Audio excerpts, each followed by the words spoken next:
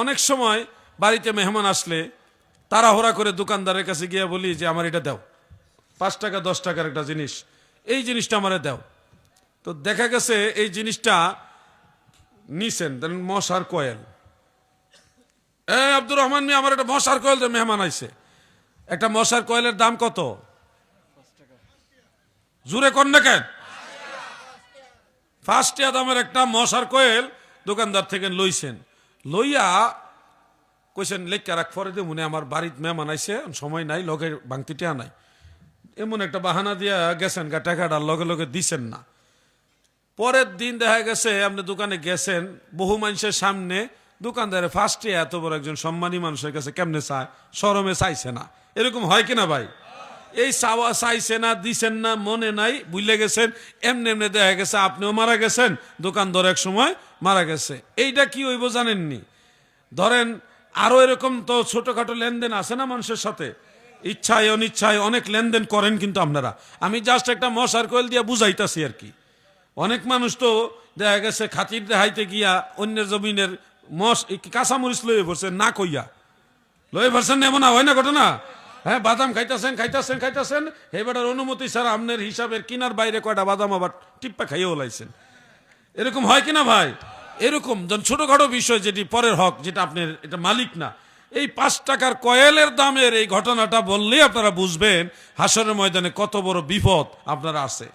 ধরেন আপনি হাজী সাহেব, আপনার আমলনামা মিজানের মধ্যে মাপ দেওয়া হবে, দেওয়ার পরে অনেক নেকি হজ করছেন, যাকাত দিছেন, দান সদকা করছেন, আপনি 5 ওয়াক্ত নামাজ আদায় করেছেন, রোজা রেখেছেন, তসবিহ তাহলিল করেছেন, বিভিন্ন নফল বন্দেগী করেছেন, তাহাজ্জুদ নামাজও পড়ছেন, বিশাল আমল আপনার নেক, আবার গুনাহও আছে, কিন্তু গুনার চেয়ে সওয়াব অনেক বেশি।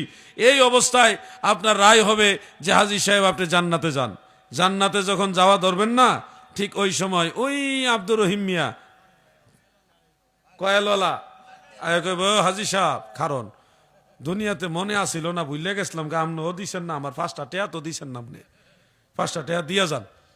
এখন হাজী সাহেব কে, এই বেটা তোর 5টি আমি লয়েছি, হ্যাঁ তোর 5টি আমি লয়েছি, আনছেন না কি, আমি তো 5টা তো রয়ে গেছে। এখন আবার মামলা উঠবে আল্লাহর আদালতে। আল্লাহকে বেটা সুদ করে যাও, বেটা টেহা তো ফায়, সুদ করে যাও। কেমনে দিতাম আল্লাহ, আমার তো টেহা নাই, কিতা করতাম? টাকার বিনিময়ে কি চায় ওনার জিগাও। হে তো দরকার জান্নাতে যাইতে কি পরিমাণ সোয়াব দরকার তার, এটা খেয়াল করবো। এখন দেখবো হয়তো গুণা বেশি, সোয়াব একবারই কম। কইব আল্লাহ আমার অতগুলি সোয়াব লাগবো জান্নাতে যাইতে, এতগুলি সোয়াব দেন। এই এতগুলি সোয়াব লওয়ার পরে দেখা গেছে ওই হাজী সাহেবের 12 আনা বা 8 আনা এরকম বেশিরভাগ আমল হেতের আমল নামাই গেছে গা ফাল্টাফাল্টি করে। এখন দিত আপনি বাধ্য, কারণ এই হক আপনি আদায় করতে পারবেন না, টাকা তো আর লইয়া যান না।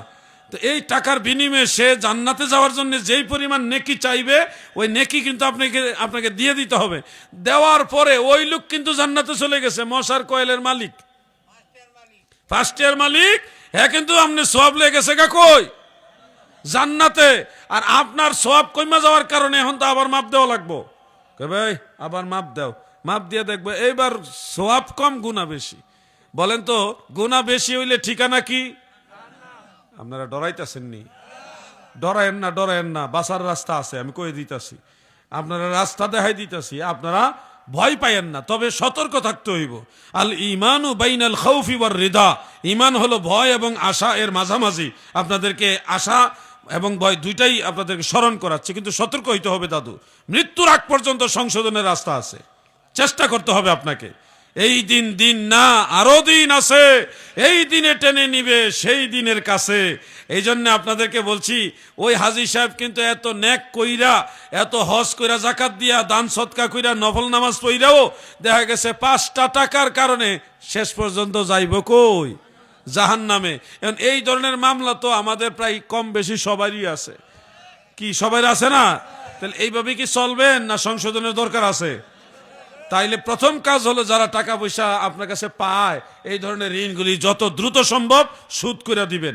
আর ধরেন কিছু এমনও থাকতে পারে যেগুলি মনে নাই, তখন কি করবেন? ওই টাকাটা অমুক হয়তো পাইতো, তারে খুঁজে পাইতেছেন না, তারে তো আমার কাছে কিছু টাকা পাইতো তারে খুঁজে পাই না বা মারা গেছে, এবার টাকাটা দেওয়ার কোনো সূত্র পাইতেছেন না, তখন ওই টাকাটা তার পক্ষ থেকে দান করে দিবেন, সৎকা করে দিবেন, তখন এইটা আল্লাহ তাআলা এই উসিলায় হাসরের ময়দানে আপনার ঋণটা পরিশোধ করে দিবে।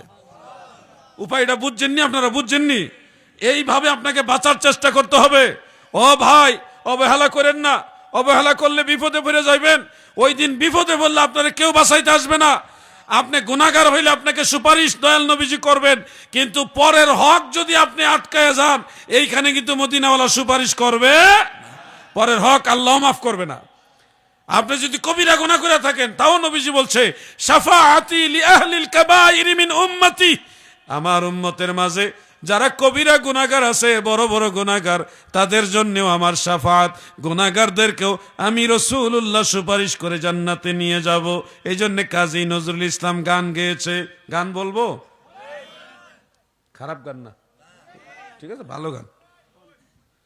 গুনাহগার ভয় নাহি আর মাফি নিবার, আজকে মহাদিন এসেছেন সেই মুহাম্মদ মুস্তাফা, ওই রাসূলে করিম। গুনাহগার ভয় নাহি আর মাফি নিবার, আজকে মহাদিন।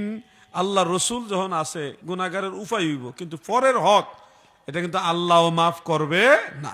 আমার কথা কি বেজার হইতেছেন আপনারা? আমার সাবজেক্ট এটা, এই সাবজেক্টে কথা বলতে হবে। এটা আমি আমল করি, আমি আমার নিজের জীবনে আমল করি এবং মানুষকে আমলের জন্য উদ্বুদ্ধ করি।